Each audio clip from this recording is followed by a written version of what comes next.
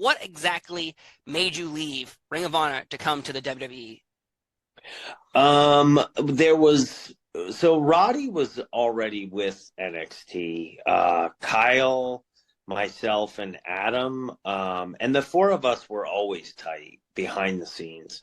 But between the four of us, or between the three of us that were still there, I our contracts just happened to be coming up all at the same time, similar time frames. And so everybody was doing their own individual negotiations. Kyle and my negotiations obviously had a lot to do with one another because of the Red Dragon thing. We were also working a lot with New Japan at that point. And I personally was talking with New Japan about a split that was going to favor them more than Ring of Honor, because the previous contract was heavier Ring of Honor, less New Japan, and this was going to kind of go the opposite. And then Adam and Kyle, there was definitely they were going to go to NXT, and I was probably the last one that got the conversation moving, but then was the first one that did an appearance.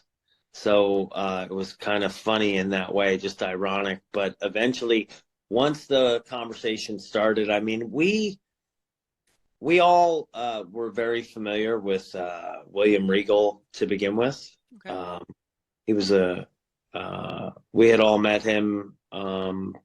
Pro Wrestling Guerrilla was huge then, and it was still that kind of underground sort of, like the guys that can really work get booked at Pro Wrestling Guerrilla.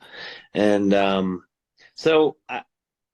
it just kind of came together so fast that I honestly don't even remember. And then next thing you know, like, I'm walking into a place that I was pretty sure I had written off my to-do list, just because I thought that, I'm older and, I've never been, I'm all of 5'8", on a good day, 5'9". Yeah, next thing I know, I'm walking into WWE. Wow. Now, you brought up NXT as being the place that you ended up. Was there ever discussions of Raw and SmackDown being your first stop? No, it was always NXT. And I know for myself, like, I don't want to speak for the other guys. We were all kind of, collective, whatever coming in, but there was no gimmick established. So none of us knew what we would be doing per se.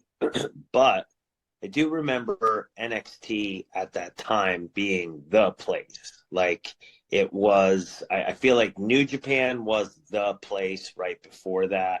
I feel like Ring of Honor was the place right before New Japan, which, just had the right combination of talent that was undiscovered but being discovered, and that, was still kind of coming up but had arrived.